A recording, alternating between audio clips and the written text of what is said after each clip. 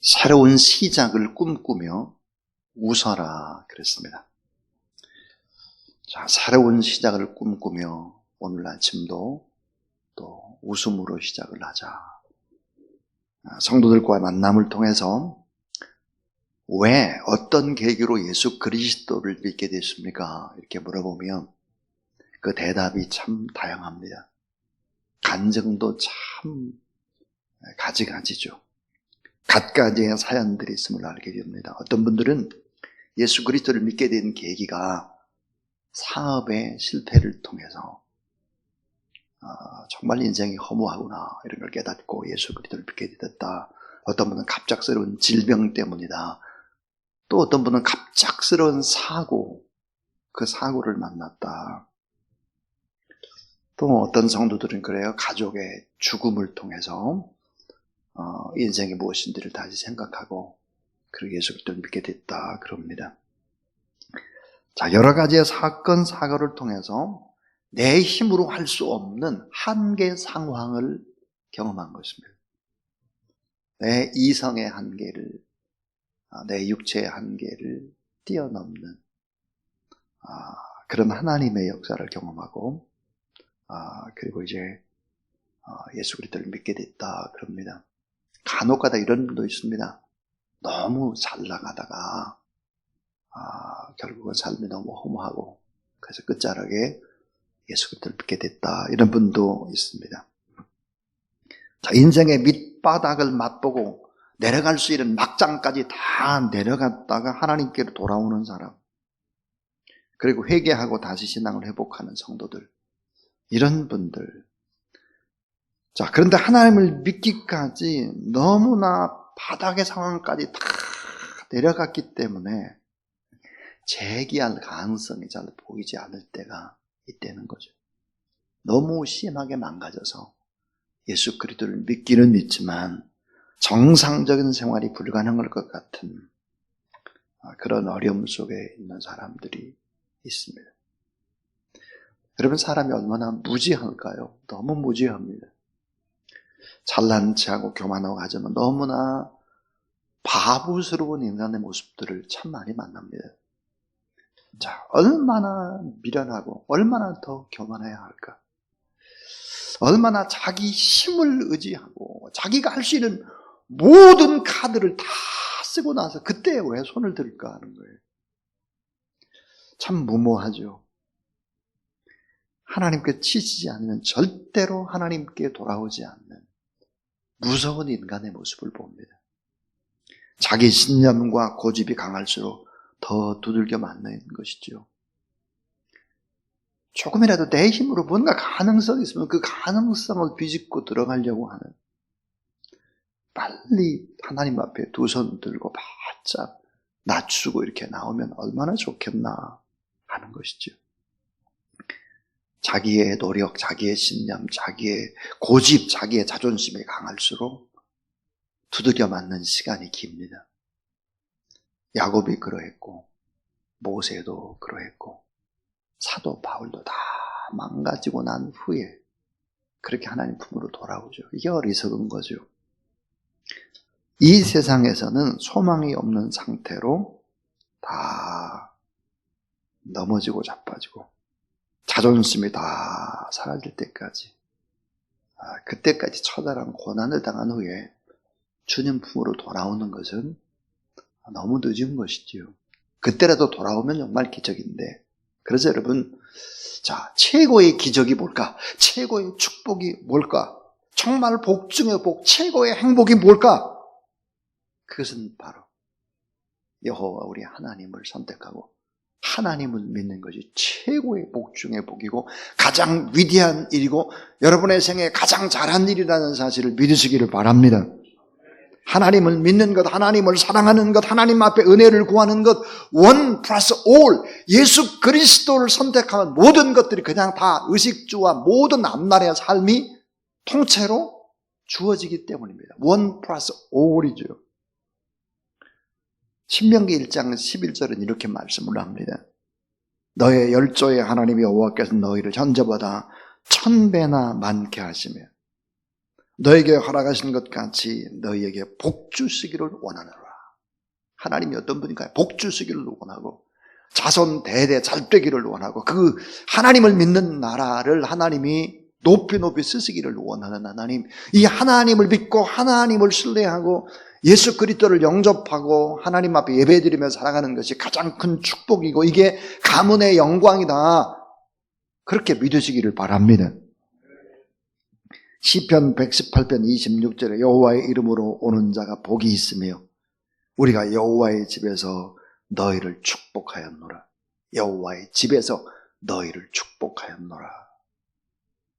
역대상 29장 11절에 보니까 부도 귀도 존귀도 영광도 권세도 크게 하심도 강하게 하심도 낮추심도 다 하나님의 주권 안에 있다 그랬습니다. 그러므로 여러분, 하나님을 믿는 것보다 더 부한 일이 어디 있으며 더 강한 일이 어디 있으며 더 지혜로운 일이 어디 있겠냐 하는 거죠. 오늘 본문 말씀이 우리에게 주는 교훈이 무엇일까? 그 교훈은 이런 것입니다. 자, 다시 시작하라 하는 것인데요. 다시 시작하라. 가능성 제로의 인생에서 다시 출발하라. 가능성 제로. 그 가능성 제로에서 예수 그리스도를 붙잡고 다시 시작할 수 있다면 그것은 웃는 거죠. 자, 남편과 함께 모압으로 갔던 나오미는 하나님의 개입으로 하나님의 치심으로 말미암아 모든 것을 다 잃습니다. 그래서 인간적인 의지의 대상이 다 사라져버렸죠. 남편도 두 아들도 재산도 다 날려버렸습니다. 빈털터리가 되어 베들레헴으로 돌아왔으나 하나님의 인도하심 따라왔으나 그러나 베들레헴에서 기다리는 것은 무엇이었을까요? 비참한 가난과 주변의 사람들로부터 조롱과 비난과 멸시를 받습니다. 자, 쫄딱 망했구나. 하나님 앞에 심판받은 것이 틀림없구나. 갈 때는 잘 먹고 잘 살려고 하는데 돌아올 때는 거짓골로 왔구나. 나오미와 롯이 하나님께로 돌아와서 신앙생활을 하는데 가장 큰 걸림돌이 무엇이었을까요? 자존심이었을 것입니다. 자존심. 근데 이 자존심마저 다 망가진 것입니다. 조롱을 받는 거죠. 사람들로부터. 무시당하고 조롱당하는 것을 몹시도 죽을 만큼 싫어했는데 이제는 철저히 죽어야 했다는 것입니다. 자, 진짜 은혜 받은 사람의 특징이 무엇인지 아십니까? 진짜 은혜 받은 사람. 조롱도 이겨낼 수 있고 비난도 무시도 견뎌낼 수 있고 자존심과 교만 이런 것도 다 내려놓을 수 있고 그리고 철저히 자기 잘못을 시인하고 자선은 한없이 낮출 수 있는 것이 은혜 받은 자의 모습입니다. 오늘 성경의 말씀 속에서 룻을 보면 가능성 제로의 인생에서 새 출발을 합니다. 자, 룻의 신앙이 뭘까? 룻은 미래를 하나님 앞에 맡겨버립니다.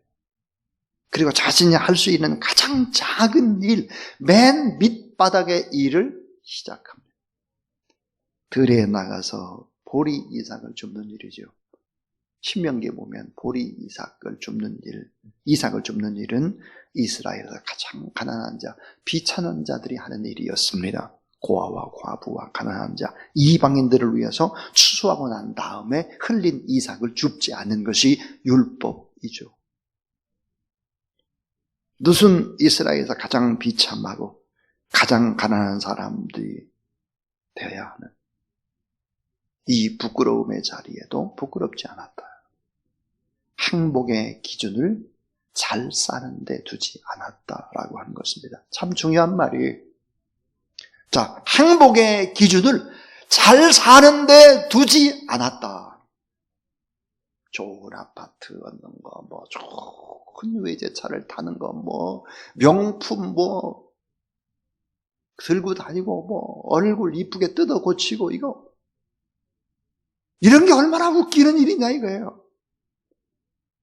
행복의 기준을 잘 사는데 주지 않았다. 룻이 가장 감사하게 생각하는 것이 자기가 하나님의 백성이 됐다는 거예요. 어머니가 믿는 하나님을 나도 믿게 됐다라고 하는 것이죠. 부자가 되는 것보다 더 좋은 것, 결혼 잘하는 것보다 더 좋은 것, 편하게 사는 것보다 더 좋은 것이 뭘까? 내가 하나님의 백성이 됐다 하는 거죠. 왜 그럴까요? 모든 부요함과 모든 지혜와 능력과 근원이 하나님 안에 있다는 사실을 룻은 알았기 때문입니다. 그래서 얼마든지 낮아질 수 있고 얼마든지 밑에서 사람들을 섬길 수 있고 가능성 제로가 아니라 가능성 마이너스라고 할지라도 다시 시작하고 다시 축복할 수 있었다. 가능성 제로. 그 인생에서 새롭게 출발하면서도 웃고 새롭게 나가는 저와 여러분, 우리 모두 다 될 수 있기를 주의 이름으로 축원합니다. 오늘 이 말씀을 듣는 분들, 현장에서 듣는 분이나 또 유튜브를 통해서 듣는 분이나 모두 다 내가 가능성 제로라고 할지라도 지금 새롭게 시작하면서 웃는 우리의 모든 하나님의 사람들이 다 될 수 있기를 주의 이름으로 축원합니다. 자, 두 번째입니다. 가능성 제로였는데 그 제로에서 어떻게 할까 하는 거예요. 그것은 바로 하나님의 사랑 때문에 부모를 사랑하는 것입니다. 하나님의 사랑 때문에 부모를 사랑하는 거예요. 효도하기로 마음을 먹는 것입니다. 자, 룻기 2장 2절부터 3절의 말씀을 보면 2절 모압 여인 룻이 나오미에게 이르되 원하건대 내가 밭으로 가서 내가 누구에게 은혜를 입으면 그를 따라 이삭을 주겠나이다 하니 나오미가 그에게 이르되 내 딸아 갈지어다 하며 그랬습니다. 자, 하나님을 사랑하는 그 사랑이 결국은 어떻게 나오게 되느냐. 불쌍한 가난한 시어머니를 공경하게 됩니다. 또 그 나오미는 이 시어머니는 며느리를 사랑하죠. 자, 며느리가 시어머님을 사랑하는 뜨거운 사랑의 하모니, 또 시어머니가 며느리를 뜨겁게 사랑하고 있습니다.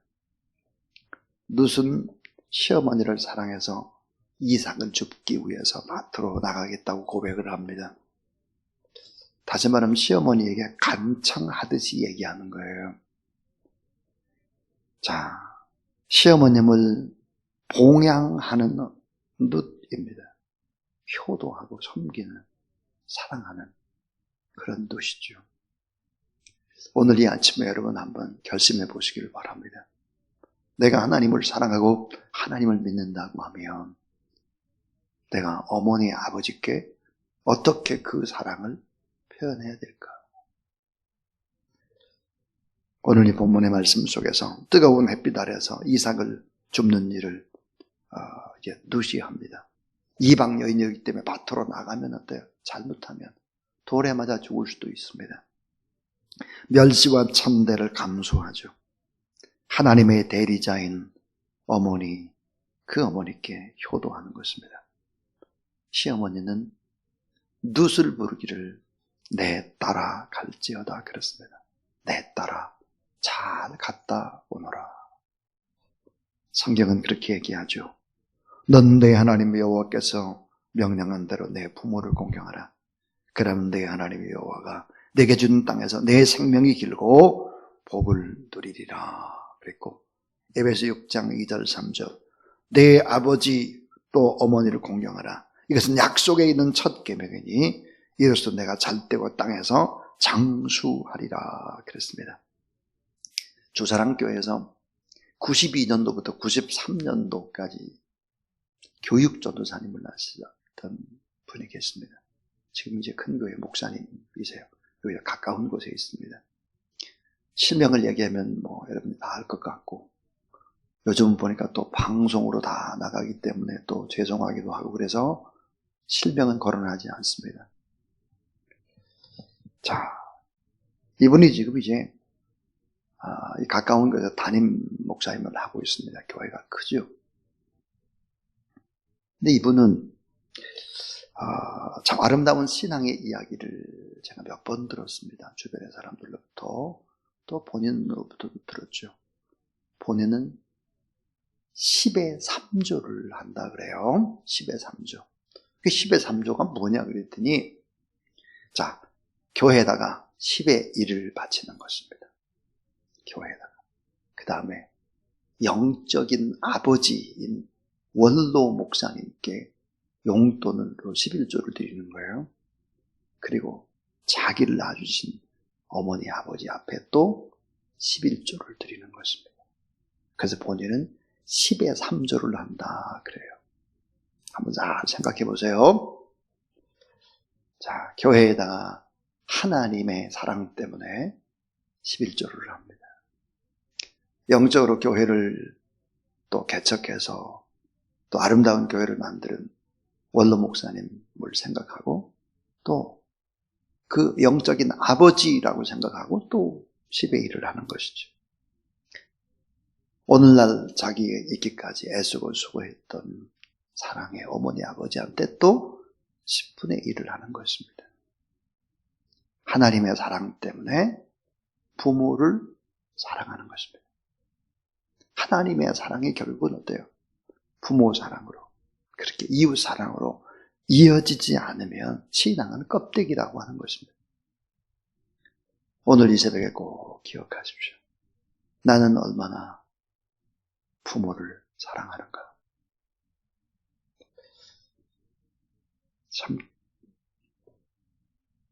작년에 저희 어머니가 하나님의 나라에 간 이후로 문득 어머님의 모습이 떠올라서 눈물을 흘릴 때가 참 많습니다. 많이 후회해야 되죠. 잘해드려야 하는데 라고 하는 그런 안타까움입니다.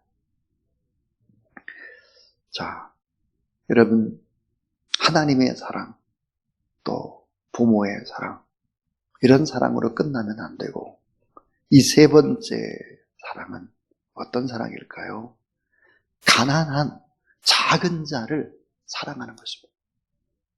하나님의 사랑이 아주 가난하고 작은 자의 사랑까지 퍼져가야 하는 것이지요. 오늘 본문에 말씀 속에서 하나님의 회복 프로젝트가 가동이 됐는데 그게 뭘까? 작은 자를 사랑하고 고통받는 사람을 사랑하는 만남의 축복이 하나님의 회복 프로젝트입니다. 엄청난 구원의 서막이 전개가 되고 있죠. 평범한 삶 가운데 시작되는 사랑의 사건, 크고 위대한 은혜의 사건이 점점 더 빠르게 진행되고 있습니다. 자, 룻기 2장 3절을 보면 룻이 가서 베는 자를 따라 밭에서 이삭을 줍는데 중요한 단어, 우연히 엘리멜렉의 친족 보아스에게 소탄 밭에 이르렀더라. 우연히 그랬습니다. 여러분, 성경에는 우연이란 없죠. 모든 것이 필연입니다. 예수님께서 말씀을 하시죠. 마태복음 10장 29절. 참새 2마리가 한 아사리온에 팔리지 않느냐. 그러나 너희 아버지께서 허락하지 아니하시면 그 하나도 땅에 떨어지지 아니하리라. 자, 참새 2마리도, 하늘을 나는 모든 새도, 코로나19 이런 것들도 다 하나님의 뜻이 있다는 거예요. 우연히 일어나는 법이 전혀 없다는 것이죠. 창세기 45장 7절부터 8절에 보면 요셉이 이런 고백을 합니다. 하나님이 큰 구원으로 당신들의 생명을 보존하고 당신들의 후손을 세상에 두시려고 나를 당신들보다 먼저 보내셨나니 그런즉 나를 이리로 보낸 이는 당신들이 아니요 하나님이시라. 하나님이 나로 바로에게 아버지로 삼으시고 그 온 집의 주로 삼으시며 애굽 온 땅의 통치자로 삼으셨나이다. 당신들이 돈 받고 나를 노예로 판 것이 아니라 하나님이 보낸 거다. 하나님이. 그러니까 결국은 억울해서 막 자기를 팔았다고 막 그렇게 복수하게도 곱씹고 그렇지 않았다는 거예요. 이조차도 다 하나님이 하셨다. 하나님의 섭리로 바라보는 것입니다. 성경은 우연이란 없죠.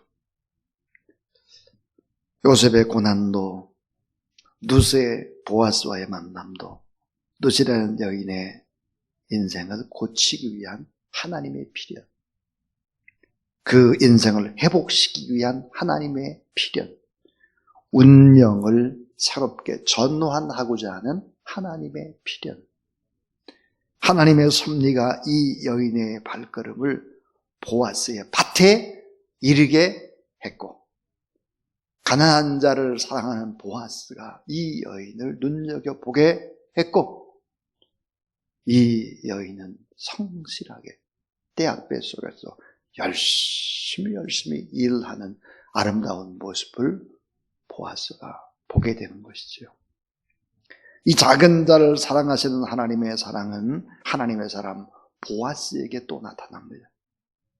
하나님은 이 보아스와의 만남을 준비시켰죠. 자, 준비된 이 보아스와의 만남, 이 만남이 얼마나 인생을 아름답게 할까.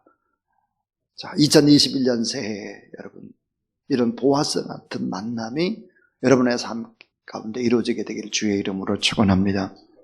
보아스는 따뜻한 사람입니다. 긍휼을 가진 사람이죠. 하나님이 예비하신 사람입니다.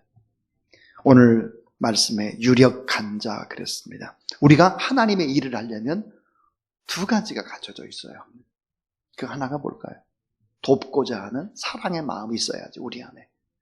긍휼의 마음, 눈물, 사랑, 이런 것들이 있어야 돼, 우리 안에. 이런 거. 그런데 또 하나는 도울 수 있는 능력입니다. 도울 수 있는 능력. 이 둘 중에 하나만 없어도 남을 돕기가 참 많이 어렵죠. 그래서 중보기도를 통해서 남을 돕고 그러지만 또 실제 그들에게 이렇게 돕지 못하는 안타까움이 우리에게 있습니다. 자, 그런데 보니까 돕고자 하는 사랑의 마음과 도울 수 있는 능력, 이 둘 다를 갖춘 사람이 바로 보아스입니다. 결국은 하나님이 보이지 않는 손, 큰 손길이 바로 숨어있는 보아스와의 만남의 축복이죠. 자, 하나님이 준비된 사람은 복음에 뜨거운 열정을 가진 자예요. 끝까지 마음이 변치 않고 한결같은 사람입니다. 보아스는 가난한 자에 관심이 많았습니다. 룻이 남편이 없고 자식도 없고 시어머니를 모시러 온 소식을 들었고 따뜻한 효성을 가진 여인, 그 룻을 눈여겨보았습니다. 아무런 욕심이 없이, 그러나 성실히 하루 종일 꾸준히 계속해서 일을 하고 있는 그 여인,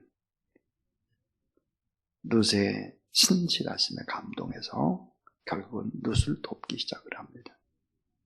여러분 따라하세요. 사람의 됨됨이는 감출 수 없습니다. 사람의 됨됨이는 감출 수 없죠. 자, 룻 이외에도 보아스의 밭에는 많은 여인들이 이삭을 주었습니다.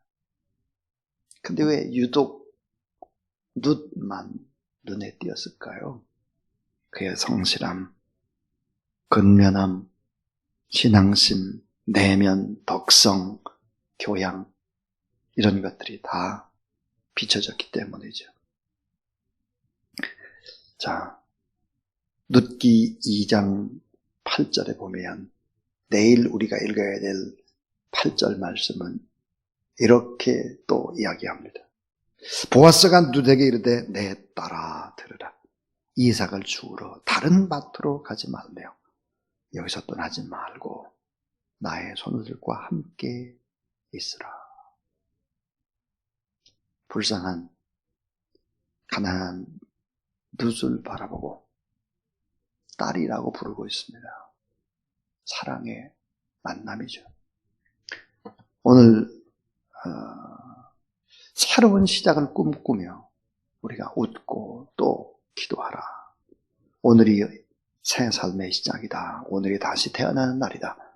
오늘이 새로운 피조물로 오늘이 내 생일이다. 그래서 오늘 우리가 기도하고 오늘 웃어야 되겠다 하는 것입니다. 세 가지 얘기를 했습니다. 가능성 제로의 인생에서도 웃자 하는 것입니다.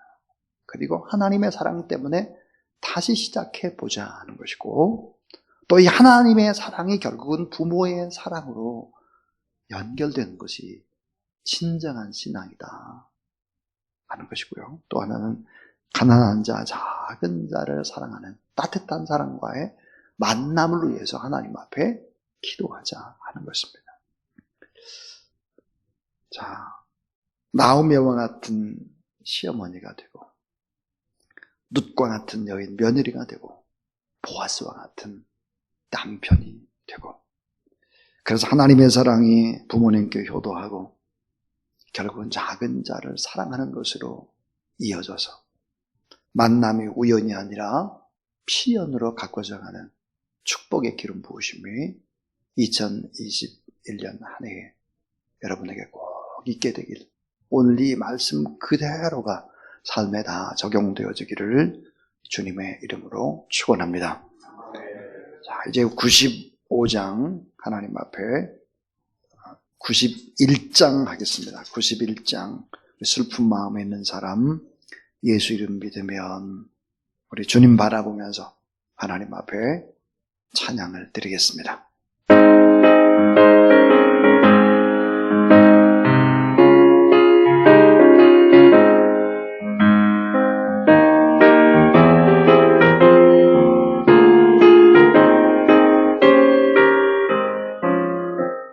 슬픈 마음 있는 사람 예수 이름 믿으면 영원토록 변함없는 기쁜 마음 얻으니 예수의 이름은 세상의 소망이요 예수의 이름은 천국의 기쁨일세. 거룩하신 주의 이름 너의 방패 삼으라. 환난 시험 당할 때에 주께 기도 드려라. 예수의 이름은 세상의 소망이요 예수의 이름은 천국의 기쁨일세.